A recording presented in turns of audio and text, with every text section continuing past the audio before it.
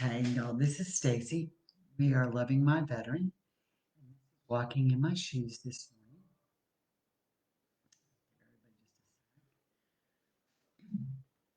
morning. Still trying to work out some lighting issues in here, but we're getting better. The office is coming together. The house that we affectionately refer to as the bunker, Carl is saying has become the bougie bunker because it's been painted and kind of looking homey. So he's kind of excited about that. All I can do is that. It's been an interesting weekend to say the least. I'm sorry we haven't been on much this weekend, but I think everybody is kind of feeling the same way. Just take a deep breath and let's figure out where we're going from here and regroup. Good morning, girlfriend. So, um, been one of those days, been one of those weeks, but we're gonna kind of delve into things and kind of make life a little easier, hopefully, to walk through this scenario. There's a couple things. We're going to talk about the 5 stages of grief, and we can utilize those 5 stages of grief um, like we would anything else. Um, hey, Roxana, yeah, this is my blue summer. Let's work on it dress kind of thing. Sorry, I'm reading the comments too. We're going to talk about the 5 stages of grief because living with in an environment with PTSD is kind of like, sorry, the 5 stages of grief. We kind of we'll go through those back and forth. But before we do that, I just want to mention briefly that I'm not going to get into politics here. This is not the place. But I think the world events have definitely changed our veterans and even ourselves in the way we're thinking forward, just in where the economy is going to go and stuff. And so it kind of puts our veterans in a space. And I don't necessarily think it's PTSD related as much as I think it's just them being what they've seen and done and heard, kind of overprotective of making a plan. So for anybody who's struggling with that this morning, we've all been struggling with it all weekend. Just want to tell you, people, you're not in this alone, and we'll address that further as we go. But anyway, today I really want to talk about those 5 stages of grief. I kind of have them written down. I mean, I should know this by heart because it's what we deal with on a regular basis. So let's just kind of think of it as the 5 stages of PTSD and where are we in these 5 stages of PTSD. And remember, this doesn't necessarily go in a chronological order. You may go from one stage to another and back and forth, kind of depending on what's going on in your situation and with your veteran. The first thing is denial. Anytime there's an event, tragic, being told you have a terminal illness, that somebody's going to die, that somebody dies suddenly, even for our guys in PTSD, and even for us dealing with them, we go through this stage of denial. Um, it happens quite a lot. So when we talk about denial, we're talking about the fact that one, we deny that it's PTSD sometimes. We go through this stage of denial. Well, it's not a PTSD moment. He's being a jerk. Or he denies that he's having a moment. Or she, the veteran, denies that they're having this moment. And that is a horrible place to be. You can't address something and go on when you're denying it all the time. So we have to kind of look at that stage and say, you know, they may be in this state of denial about what's going on. You may see it, they don't, but until everybody works through it together, you're going to be at different, you can very well be at different stages in what's going on. So, getting them into therapy, doing all these things, you may see that's effective, but they may feel that it's not effective. So, I know that a lot of times for us, and again, I can only go on my personal experience. We'll be having a time, or Carl may be in a place, And he'll look at me and say, it's not PTSD. And I'm like, "Yeah, okay. Sure." Um, so we do kind of go through that back and forth. Is it PTSD? Is it not PTSD? This is happening because of it. This isn't. And so we both kind of go through these parts of denial. Like I will see him get in a place sometimes, and I just become a jerk under my breath or in my head because we all know we're not saying that out loud. But in reality, it is something that has happened that is triggered. So it is a PTSD moment. We kind of have to accept that. And we also have to accept that it's not all PTSD. So we have to be careful in our denial of, well, he's being a jackass and not take accountability for him being a jackass is just him being a jackass or me being a bitch or whatever. We and then I'll go through this stage of denial. Well, I'm not being a bitch. You're doing this and you're doing that. So denial happens. You don't see the reality when you're in that stage of denial. The next thing that happens, if you follow it in order, is anger. Because you don't stay in this stage of denial forever. You move to the next phase, which becomes anger usually. That's where we as spouses tend to build up our anger and our rage. It just totally builds up inside of us because all this anger happens. So there are times that there's symptoms of PTSD, put them into a state of anger. Okay, so they go into this anger moment, this anger management second. And we start to become angry at the way they're acting. And you got to remember, this happens a lot in what we go through with our veterans and through PTSD is they have these moments of PTSD. They have these times of PTSD symptoms.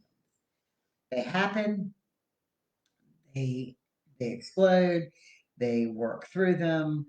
Um, they, in lack of better terms for me, it's like the song that never ends. When he's fixated on something after this moment happens, it becomes, we're gonna talk over and over and over and over again. And it's kind of like Little Lamb talking the song that never ends. It drives me crazy. But when he's doing that and he is venting and he is feeling and moving to that next stage of acceptance because it's happened and he needs to go on to the next stage and just venting about it is it, I can sit there and get resentful and get angry about, will you please just shut up? Is what my brain is saying. I'm learning you don't always spill it out there at the moment.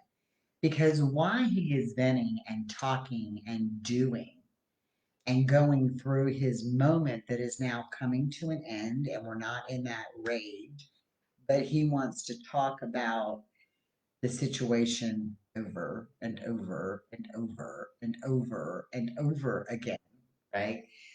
I'm building up this resentment and this anger in my own head. I'm like, will you please just shut up? Stop. I'm done. We beat this dead horse. Let's move on. And so we find ourselves in that. And I love this comment. It says, a number of people get stuck in the anger stage and they cloak themselves in victimhood and refuse to upgrade their work. So when you get stuck in this anger stage, it is tough because you get in this sense of being a victim. And they're a victim from what's happened to them, but we become a victim and we allow ourselves to stay there. And you can't do that.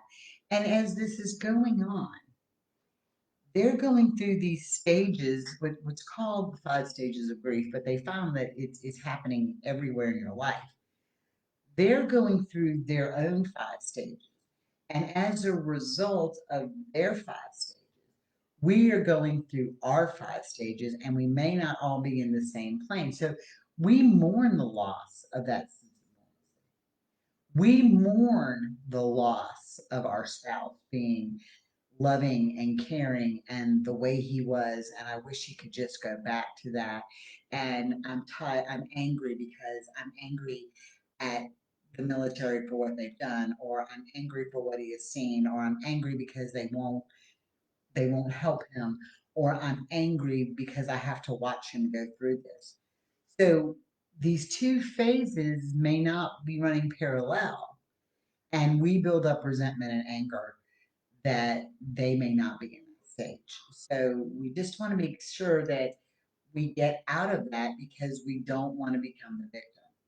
And I find that when I'm watching and talking to so many spouses, a lot of times we feel like the victim. I'm tired of this. He's doing this. He's doing that. He's doing, yeah, he is. But we have become the victim. And we need the only person who can get us out of that stage is us. And it comes with baby steps. You have to be really, we are so much better as a society at expressing anger than we are dealing with fear and hurt. It is so much easier for us to stand and scream and holler and yell and be angry and protest and burn things and do all these things than it is to sit down and have a conversation and say, no, you hurt my feelings, or I'm frustrated, or this isn't the way it needs to be. It is so much better or easier to be angry and it's socially accepted than to be vulnerable. So that's just something you have to think about. I'm going to talk about a case study, and I think this is kind of cool. This guy's name is Peter. Okay. His um, his wife has PTSD. She was a firefighter. And so I'm going to actually read the study. And this is what he's Chicken ran into thinking. the house. The what? Chicken ran into the house. The chickens in the house? We have chickens. Houdini escapes, and obviously she thinks she's an indoor pet that she put in the house. So his anger and his feelings are, he said, like in his journal, why did you have to go into this line of work in the first place? Or at least you should have gotten out of it after we had our first kid. You always knew PTSD could happen, and it happened because one of your favorite coworkers to one of your favorite coworkers, didn't it? But no, despite the fact that it ruined not only his life, but the lives of his wife and kids, you still had to stay. I begged you to give it up, but you were almost killed one time during an unexpected building collapse, but you wouldn't. You were so self centered. Everything falls on my shoulders right now. And yet you scream at the kids and at me. You expect us to silently put up with your mood swings. After all, you can't help it. You tell us it's just a sign of your PTSD, except for you could help it, but you refuse to get help. Well, frankly, I'm sick of it. How many times have we all said that? How many times have we all thought that? How many times have we all said that? Morning, baby. How many times have we said, I'm sick of it, and if you did something, we wouldn't be in this boat. I'm tired of your PTSD. Can you just shut it off? Can you just make it go away? I'm sick of it.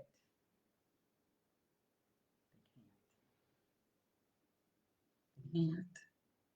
So you being angry because you're sick of the PTSD, you can be angry, but they can't help it. So we have to move on and get to stages like acceptance and what we can and cannot accept and what we can and cannot change. But anger falls into this horrible place. Then we're going to get to a bargaining stage. And a bargaining stage is that next stage in the process of grief.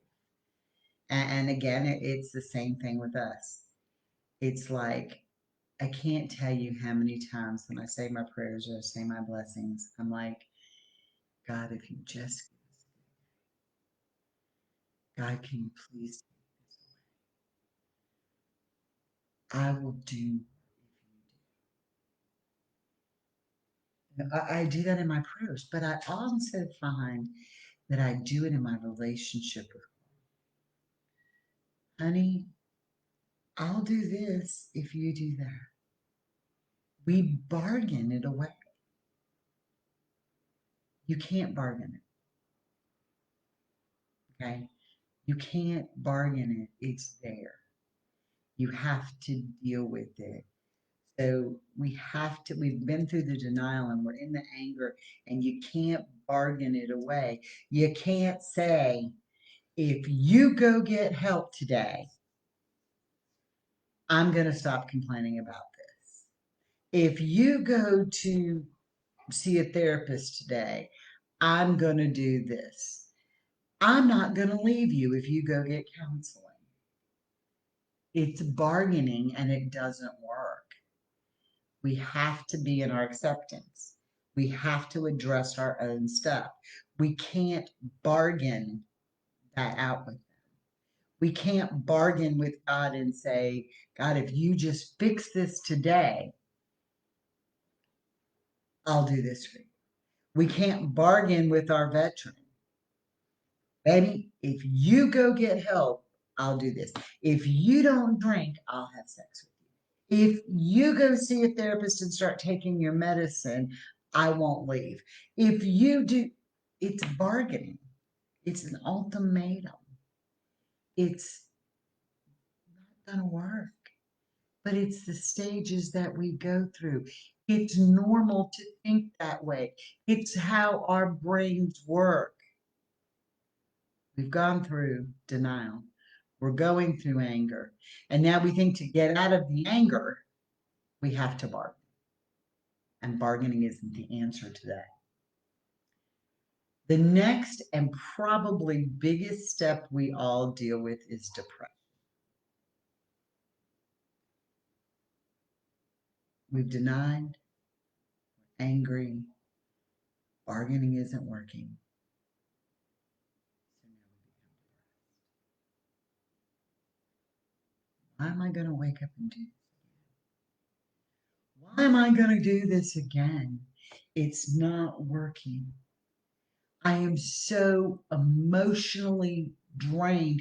This relationship takes so much out of me. And it's not. So now you're depressed.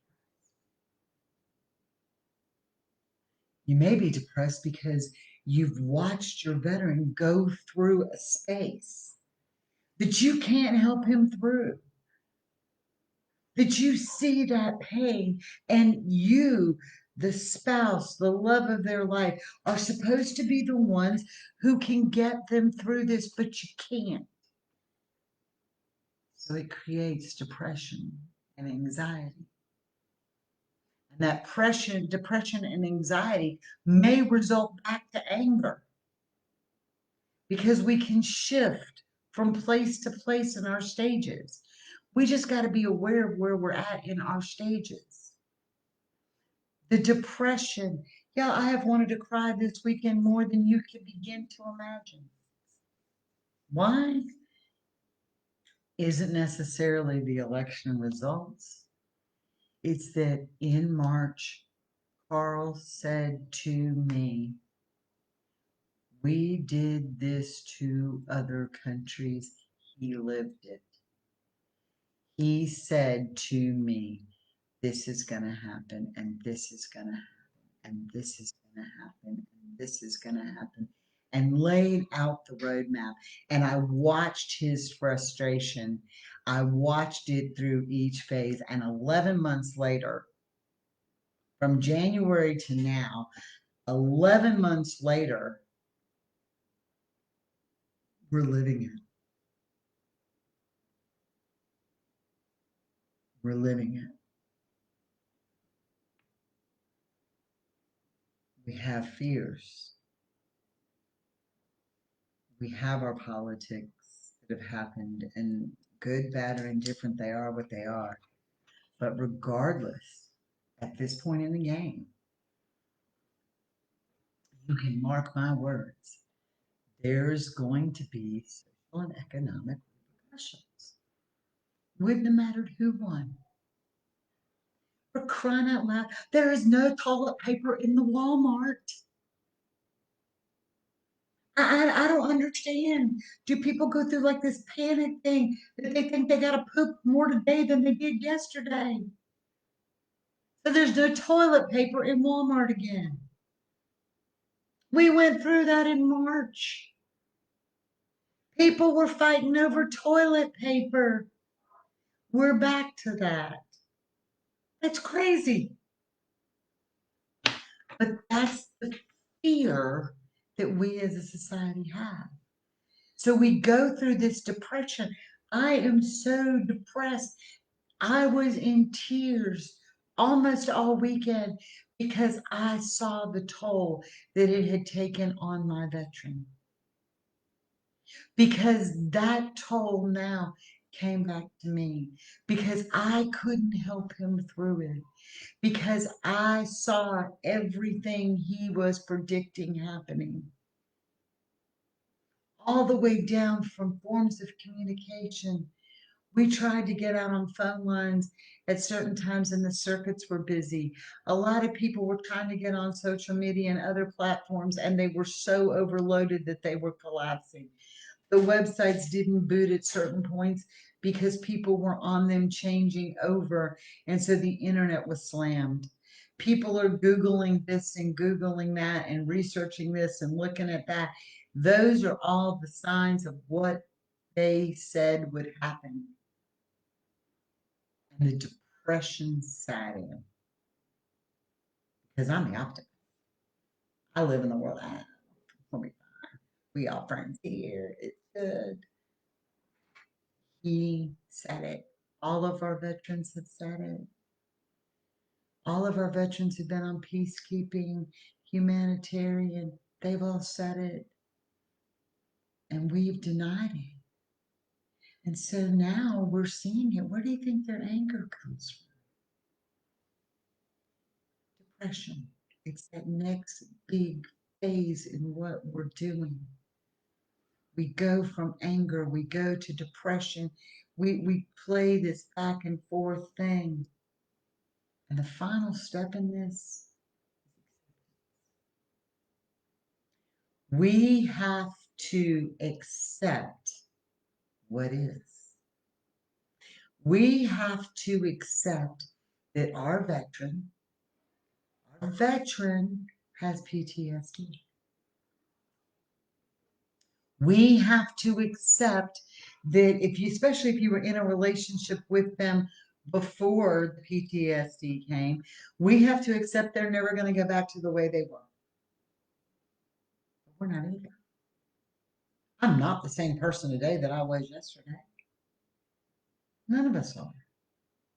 But how do we accept the new life? How do we accept the challenges that we face? How do we accept moving forward? How do we accept all those things? We accept them. We can either continue to move on the way we are and not go anywhere, or we can accept this is the normal and we want to change and we can make a change with that baby step.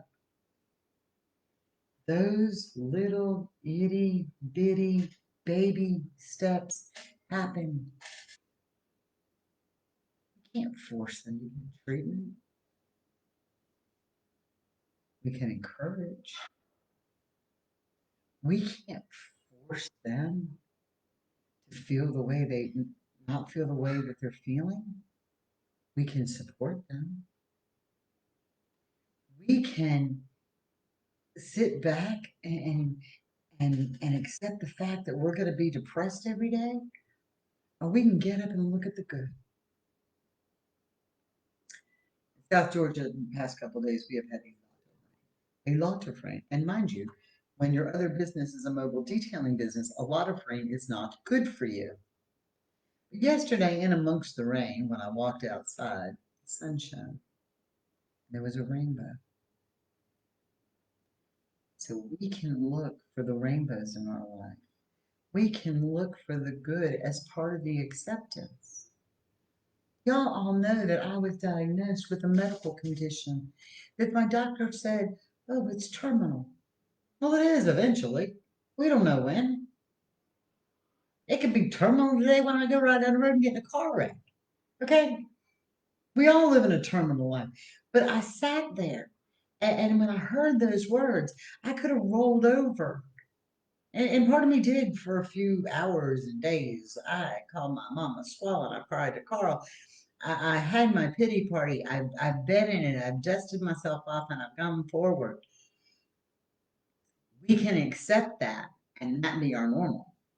Or we can accept that diagnosis and take baby steps to move forward. I did something I haven't done in a very long time this past week. I shot my bow. I shoot competitive archery. Prior to getting sick, where I didn't have the muscle weakness, I would shoot 60, 70 arrows at a time. Granted, I shot 10, but I shot my bow. So what I'm getting at is that acceptance. You can do it. You can make that change and move forward, accepting your current situation. Accept the fact that he has PTSD. Accept the fact that it's going to take you through all those stages, that you're going to go through denial today. And you're going to say, you know what? It is not his PTSD today. It's him being a jackass. And it might very well be his PTSD. Or you can sit here and say, I'm sick of the PTSD. It's always a PTSD. It's always a PTSD. No, it's him being a jackass. We can go through that in denial. Okay? We can move right on into that anger phase. We can stay angry if we choose. Are there a time and a place to be angry? Yes. But take that anger and make it something positive. Talk about not anger, talk about the hurt. Talk about your fears. Talk about what you're afraid of. That's why we have these groups.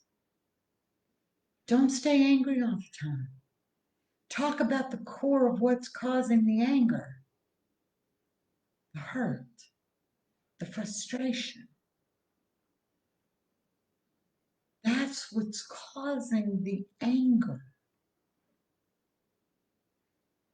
Anger is caused by other things.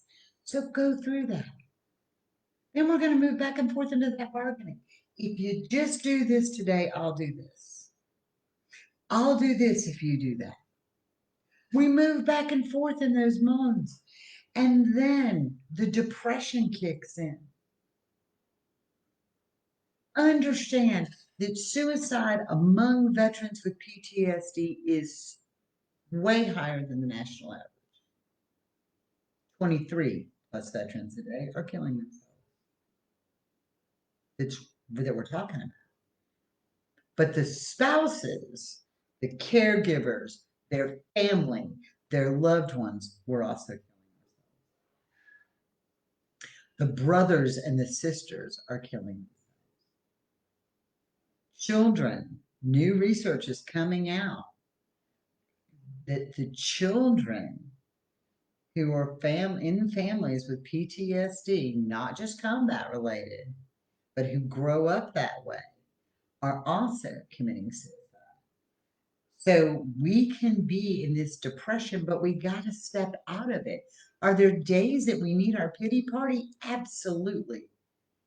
Be depressed. Eat your ice cream. Get your tub of Ben and Jerry's and a spoon. Knock yourself out. And then make the changes. The best part is we get to that acceptance. We accept, don't have to accept this status today as our life. We have to accept that PTSD is part of our life. that it is part of, and he has it, and it's not going to go away, and it's not curable. It is manageable. And there are days it is more manageable than others. We have to accept that we have great support systems that are all part of this. And we have to accept that we got this and we're strong and baby steps will make the changes. So that's kind of where we are. The 5 stages of grief are the 5 stages of life. We always will be in one of those categories. Always.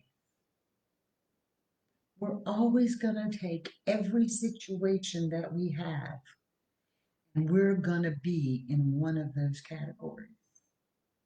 In everything we do in life, we're going to be one of those categories.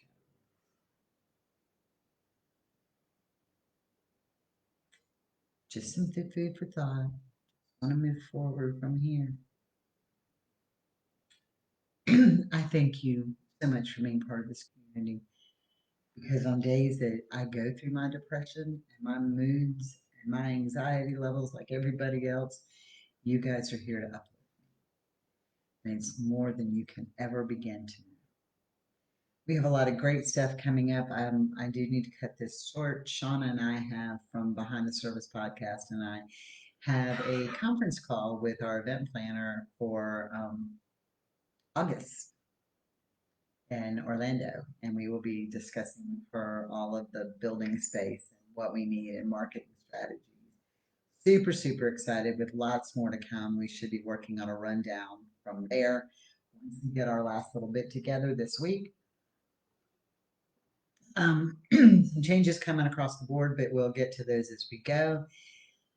Y'all have a blessed, blessed day. Always, the community is great. I know that Natalie has been great about starting meetings. So if you feel that need, do that. Just to be able to talk to other people. I've had my phone, I'm sorry, y'all, on silent just this weekend. I'll put it back on. But I love you. We support you so much. I'm Stacy. This has been Walking in My Shoes, and we are loving my veterans.